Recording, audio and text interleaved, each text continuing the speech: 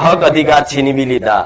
આ તમારો હક છે, આ તમારી ખુરશી કોઈ હોય અને એ ખુરશી કદાચ તમને ઉભો કરી અને કોઈ બીજા અન્ય વ્યક્તિને બેહાડે તો તમને ખોટું લાગે કે નહીં? વિચાર કરજો. તમે તો સામાન્ય મનુષ્ય છો. તમારી એક નોની એમથી આટલી જગ્યા આગળ રોકીને બેઠા છો. તાર હમણાં જ કોઈ આવીને વ્યક્તિ ખાલી ઉભા થાવ ઘડી આવીને ઉભા થાય તો લગીને કોઈ આવીને બેસી જાય તો તરત હક કરો છો કે મારી જગ્યા છે ભાઈ, ચમ બેઠો? સાચું ખોટું? એવી રીતે તમે તમારી માતાઓનું પદ, તમે તમારી માતાઓનો અધિકાર, તમે તમારી માતાની કુળની માતાની ગાદી છીનવીને ઘોડા બીજી પારકી માતાઓને બેહાડી ને એમાં કદાચ કુળદેવી યાત્રા. તમારી માં માટે જ મારા પ્રયત્નો બધા એ જશે. તમારી કુળની માતા પર તમારી ઘર થાય ને રાજી રહે તમારી પર, બસ એના જ ઉપાય બતાવું છું. જગતની માતાઓ તો તમારી માં પાણી ભરાવડાવશે.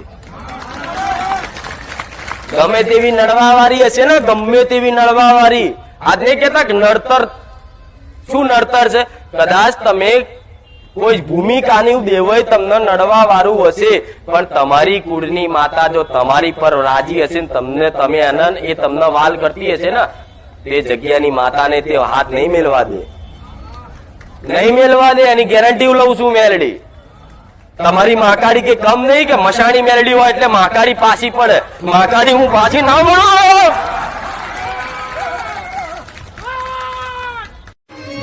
બેડી મેલડીને રાખી રે માં,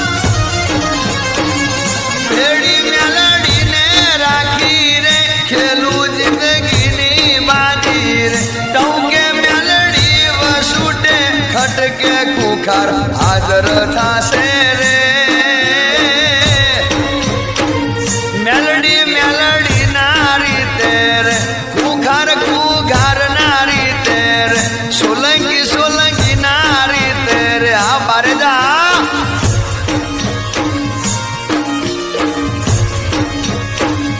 નથી કરવી કોઈની હાજી રે, નથી કરવી કોઈની હાજી રે, કરવી મારી મેલડી. તો જેમ મને બહુસરનો મારો દીકરો ખૂબ વાલો છે, એવી રીતે તમારી કુળની માતાના વાલા છો ને તમે. ભલે કદાચ તમને ખબર હશે કે નહીં હોય, પણ દરેકની માને પોતાનો દીકરો વાલો વાલો ને વાલો જ લાગે. ચાહે તમે ગમે તેટલા પાપી હશો, ગમે તેટલા અધર્મી હશો, પણ માને